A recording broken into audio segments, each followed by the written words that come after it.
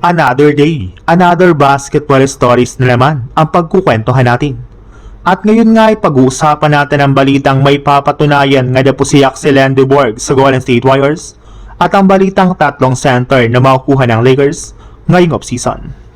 Makalipas lang naman nga po ang ilang araw mula nang madraft ng Golden State Warriors si Axel Endeborg ay dumating na nga po ito agad sa kanilang pasilidad kung saan winelcome nga po agad siya dito ng kanyang mga bagong teammates, coaches at ang front office ng Jazz W.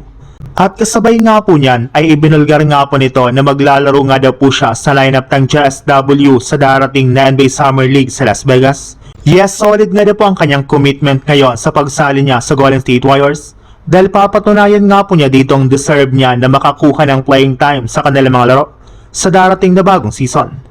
Alam naman nga po ninyo na kilala nga po si Coach Steve Kerr bilang head coach na hindi nagpapalaro ng mga rookie at mga players na wala pang masyadong experience. Kaya sisikapin nga po niyang kunin ang tiwala ng kanilang head coach.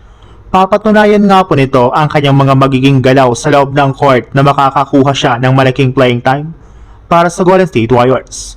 Sa ibang balita naman, sa pagsisimula pa lang nga po ng offseason ay mismong si Luka Doncic na nga po ang personal na nagkipag-usap sa front office ng Lakers na kung maaari nga po ay kumuha ang kanilang team ng at least isang center ngayong offseason na tutulong sa kanilang magiging bagong kampanya.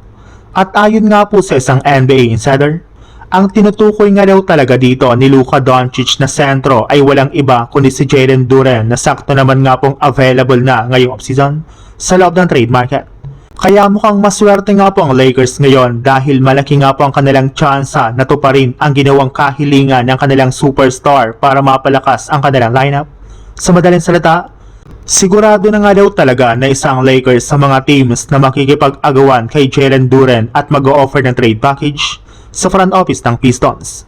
Bukod rin nga po kay Jalen Duren, isa naman nga po sa mga sentro na pwede nga po nilang mapaperma ngayong offseason ay sina Walker Kessler na hindi pa binibigyan ng kontrata ng Utah Jazz at si Jackson Hayes.